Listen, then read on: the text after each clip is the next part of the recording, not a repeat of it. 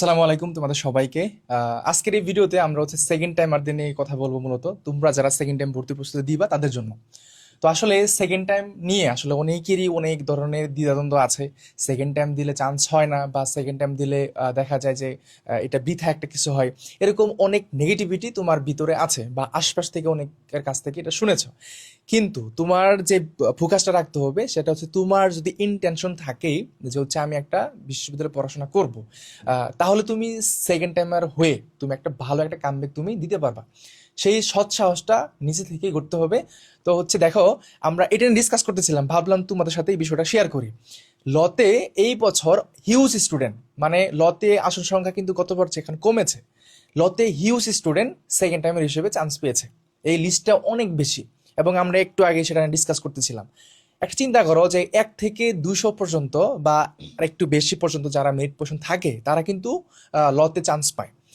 তাহলে এই জিনিসটা কিভাবে আসছে, তারা কিভাবে করছে, এটা তোমাকে রিয়েলাইজ করতে হবে। তুমি সেকেন্ড টাইমার, তোমাকে একটা রুটিন ফলো করতে হবে, তোমার কনসিস্টেন্ট জিনিসটা অবশ্যই তুমি ধারাবাহিক জিনিসটা রাখতে হবে। পাশাপাশি ভাবে আশপাশ থেকে তোমাকে যত কথাই বলুক না কেন, সেটাকে হজম করার শক্তিও তোমাকে থাকতে হবে।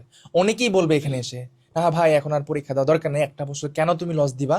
বাট লস বলতে কি, লস এমনিতে তো অটোমেটিক অনেক সময় অনেকটা সময় চলে যায়। এখন তুমি যদি একটা ভালো একটা জায়গায় যাওয়ার জন্য একটু সময় তুমি অতিবাহিত করো, সেটা তো দোষের কোনো কিছুই না। ঠিক আছে।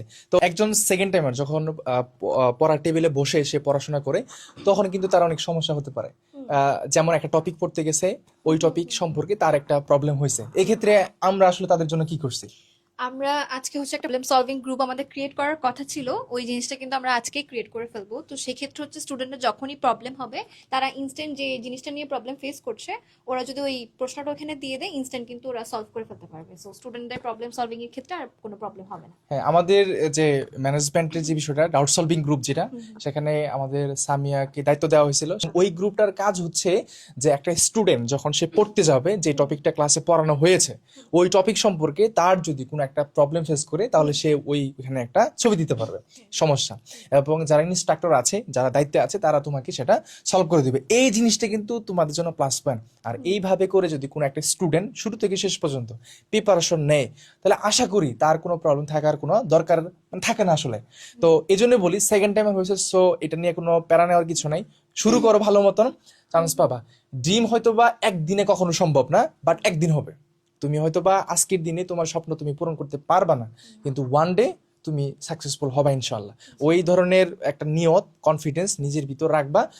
তাহলে দেখবা তোমার চান্স হয়ে গেছে। যেমন সামিয়ার কথা বলি, সামিয়া যে ডিপার্টমেন্টে আছে, বা আমি আমার ডিপার্টমেন্টে যারা আছি, অনেক স্টুডেন্ট যারা সেকেন্ড টাইমের হিসেবে চান্স পেয়েছে। তো ওইটা আসলে বারবার বলার কিছু না, তোমরা এটা খুব ভালো করে জানো। সেকেন্ড টাইম দাও, যেহেতু সুযোগ আছে। সেকেন্ড টাইমে তুমি একটা ভালো একটা কামব্যাক দিয়ে একটা ভালো স্কোর করো। তোমার জন্য একটা শুভকামনা থাকলো অবশ্যই।